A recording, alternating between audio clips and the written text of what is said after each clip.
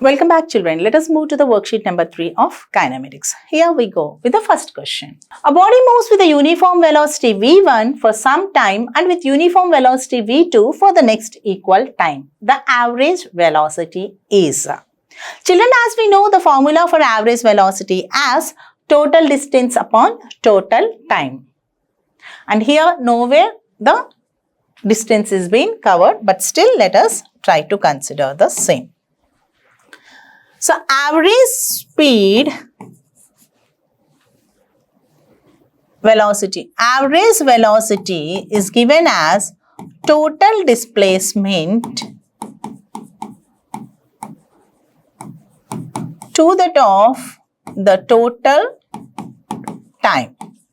So let us represent this average velocity as some v equals to total displacement. Let us consider it as total displacement as S1 and S2 and total displacement as total time as T1 and T2. Therefore, the value of average velocity is equals to, so nowhere the value of the displacement is given, children. So we can write the displacement as, if speed equals to velocity equals to displacement by time, then displacement can be written as velocity into time, and time can be written as, so displacement can be written as velocity into time. So S1 can be written as V1 T1 and S2 can be written as V2 T2. Okay. But here in the question it was given that for some time and next equal time. So what they are trying to tell us is the value of T1 is equals to T2. Given condition T1 is equals to T2. Let us indicate each time as some T. Let us suppose T1 equals to T and T2 is also equals to T. So substituting all the values in the above equation, average velocity can be given as V is equals to S1. Instead of S1, let me replace it as V1 T1, V1 T1.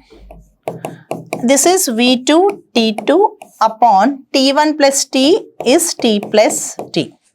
Or average speed is equals to V1. Instead of T1, I have replaced it with a T. And here also V2 T upon T plus T is 2T. All together you have T as common.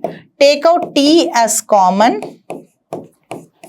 Then you are left with this T and T gets cancelled. Then you are left with V1 plus V2 upon 2.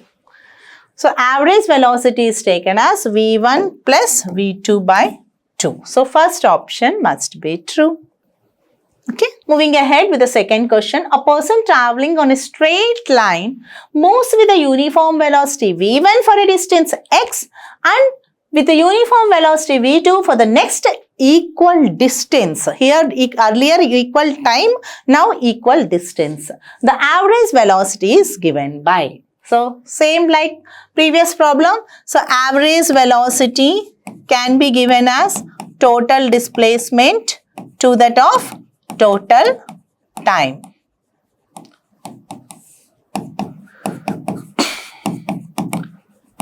So average velocity let us indicate with the letter V, and total displacement in general we consider only two conditions. So S1 plus S2 upon T1 plus T2. Okay, but here nowhere the value of time is mentioned, so you have to eliminate time, and from our formula speed equals to velocity equals to displacement by time. Time can be written as displacement by velocity. So this implies T1 is equals to S1 by V1 and T2 is equals to S2 by V2. Substituting the values in the above equation, we have average velocity equals to S1 can be written as speed into time. S1 straight line moves with a uniform velocity for a distance x they have given. The value of S1 is given as x plus and with the uniform velocity v2 for the next equal distance. If it is considered x, next also you have to consider it as x. S1 is x and S2 is also equals to x upon T1. Instead of T1, I have to replace it with S1 by V1 and T2 should be replaced with S2 by V2. Therefore, average velocity is given as x plus x is 2x. S1, first distance is x. First velocity as V1, next distance as x, next velocity as V2. This implies both we have x as common. So, we have V can be written as 2x upon, if x is taken common, you are being left over with 1 by V1 plus 1 by V2. So, simplifying further, this x and x gets cancelled. Let us bring this 1 by V1 plus 1 by V2 this side and V to the other side. Then we have, bringing this bracket other way, 1 by V1 plus 1 by V2 is equals to, bringing this V down, we have 2 by V. So, clearly we can see that 2 by V is equals to 1 by V1 plus 1 by V2. Hence, the third option must be true. That is, 2 by V is equals to 1 by V1 plus 1 by V2. So, moving ahead with the next one, third question. Consider the motion of the tip of the minute hand of a clock. So, you are asked to visualize the motion of a tip of a clock. So, something like this. A clock is being given and tip of the minute hand of a clock in 1 hour more than one. Okay, in 1 hour the displacement is. So, actually 1 hour what you observe is that this like this, it moves. Okay, and somehow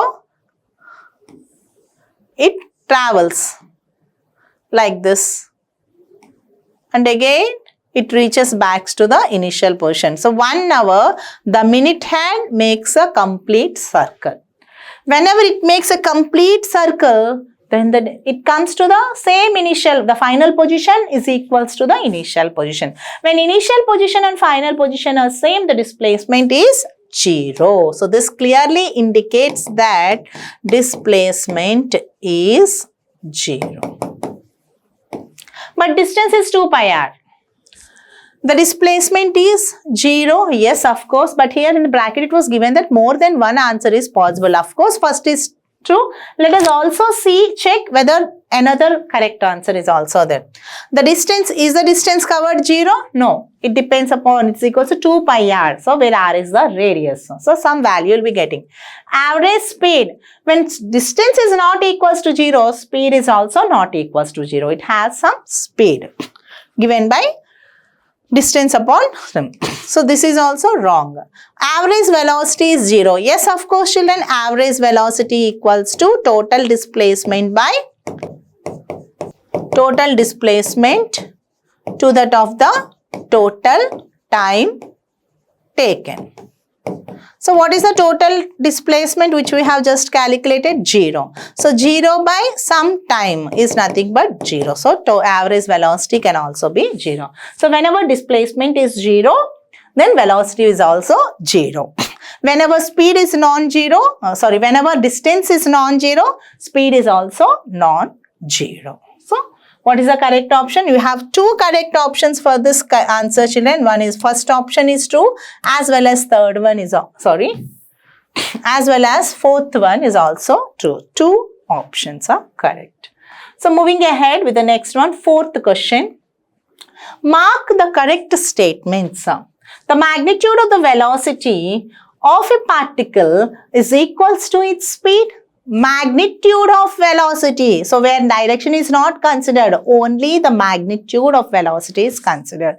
Of course, magnitude of velocity is nothing but speed. So, as we know that, magnitude of distance is displacement. Magnitude of displacement gives a distance, whereas the magnitude of velocity gives speed. So, of course, the first one is true.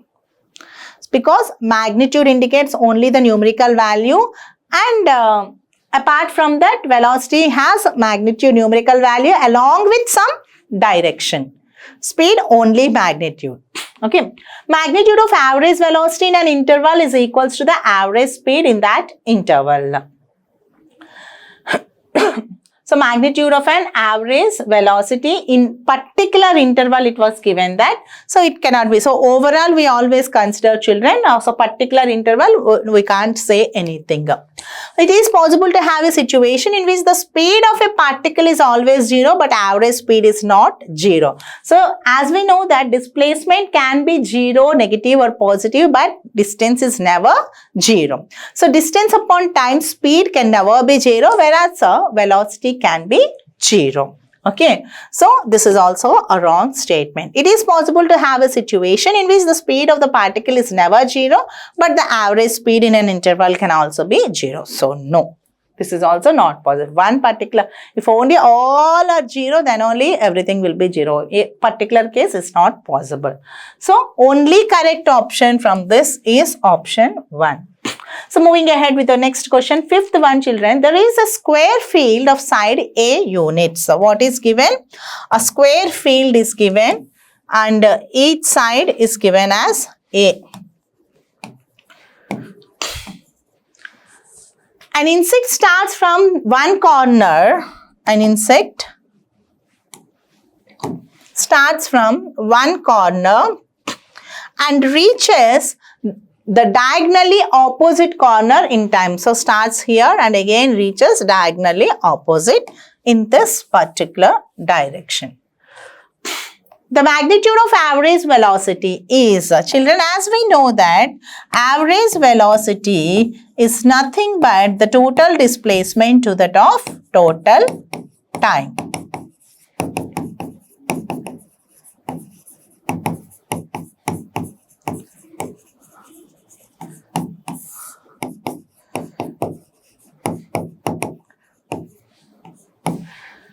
So what is the total displacement? If this is A and this happens to be a right angle triangle, the total displacement is given as sum of the squares of the other two sides, that is root over A square plus A square.